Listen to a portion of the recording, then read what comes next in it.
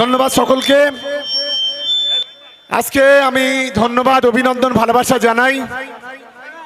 প্রায় 7 কিলোমিটার রাস্তা আমাদের তৃণমূল কংগ্রেসের কর্মীরা যেভাবে আজকে লক্ষাধিক মানুষ যেভাবে পা মিলিয়েছেন, ভাঙড়ের ইতিহাসে সবচাইতে বড় মিছিল আজকের আমরা করতে পেরেছি।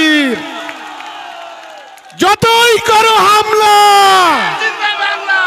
আরো জোরে আওয়াজ তুলতে হবে, আরো জোরে। যতই করো হামলা, যতই করো হামলা, যতই করো হামলা, মমতা ব্যানার্জি, অভিষেক ব্যানার্জি। শুধুমাত্র দুটো তিনটে কথা বলবো।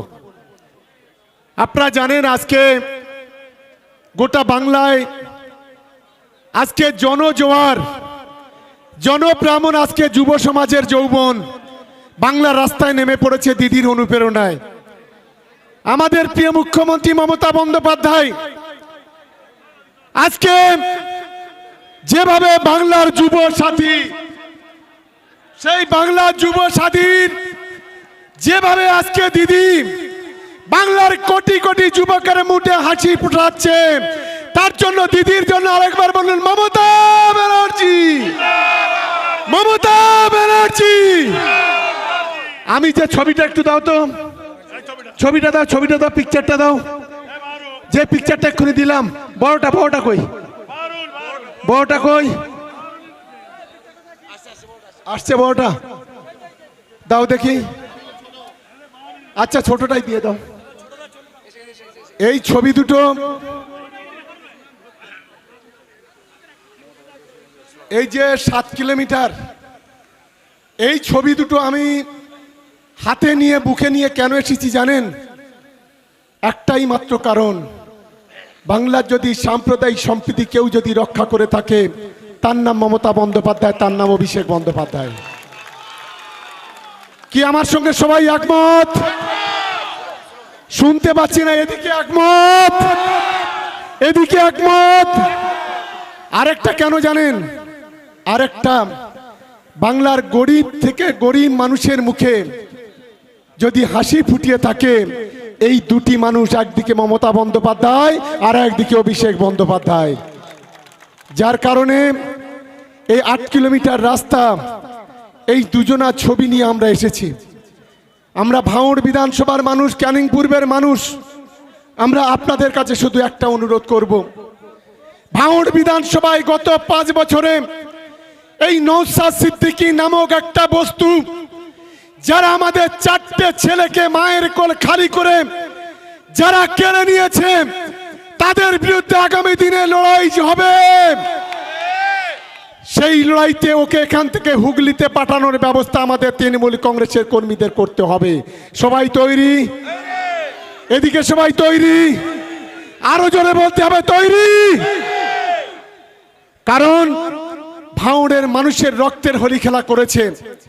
যে নিজের বুথে জিততে পারে না, যার জন্মস্থানে, নিজের অঞ্চলে জিততে পারে না, নিজের বিধানসভায় মাত্র 4000 ভোট পায়, সে আজকের ভাঙড়ের মাটিকে রক্তাক্ত করে ভাঙড়ের মাটিতে সুযোগ সুবিধা নিয়ে মমতা বন্দ্যোপাধ্যায়, অভিষেক বন্দ্যোপাধ্যায় সম্পর্কে, তৃণমূল কংগ্রেসের সম্পর্কে বড় বড় কথা বলে আগামী দিনে ওকে পচা খালে ফেলে দেওয়ার দায়িত্ব তৃণমূল কংগ্রেসের কর্মীদের আগামী দিনে নিতে হবে। এ হচ্ছে ধর্মের কালোবাজারি, এ হচ্ছে ধর্ম বিক্রি করে খায়। এর বড় ভাই আরেকটা কাফের, আরেকটা বেঈমান, আরেকটা শয়তান এই ভাঙড়ের মাটিতে মানুষকে কালিমা লিপ্ত করতে চাইছে। আমি তাই ভাঙড় ক্যানিংয়ের মানুষের কাছে অনুরোধ করব, আর কদিন পরে রমজান, আমি রমজানের শুভেচ্ছা জানাচ্ছি প্রত্যেকটা ভাই বোনের। আমরা সকলে রোজা করব, আমরা সকলে নামাজ পড়ব। যারা হিন্দু ভাই বোনেরা তারাও তাদের ধর্মচারণা করবে। ঈশ্বর আল্লাহ ভগবানের কাছে একটাই আমাদের আবেদন, আজকের ভাঙড়কে যে কালিমা লিপ্ত করছে, ভাঙড়কে যে অসম্মান করছে, ভাঙড়ের মানুষের যে কঠিন পরিস্থিতি ঠেলে দিচ্ছে, আগামী দিনে তাকে এই ভাঙড়ের মাটি থেকে লক্ষাধিক ভোটে হারাতে হবে। এটাই হচ্ছে আমাদের দায়িত্ব, এটাই হচ্ছে আমাদের শপথ, সকলকে নিতে হবে। আমি আরেকটা প্রোগ্রাম এখান থেকে ঘোষণা করছি। আজকের এই শিবরাত্রি আমার সমস্ত হিন্দু ভাই বোনেরা, মা বোনেরা অনেকেই উপোস আছেন, অনেকে তার আমার হিন্দু ভাই বোনেদের কাছে একটা বড় দিন আজকে। তারা ঈশ্বর আল্লাহ ভগবানের কাছে প্রার্থনা করুন আগামী দিনে ভাঙড়ের মানুষের প্রত্যেকটা উন্নয়ন যেন আমরা করতে পারি।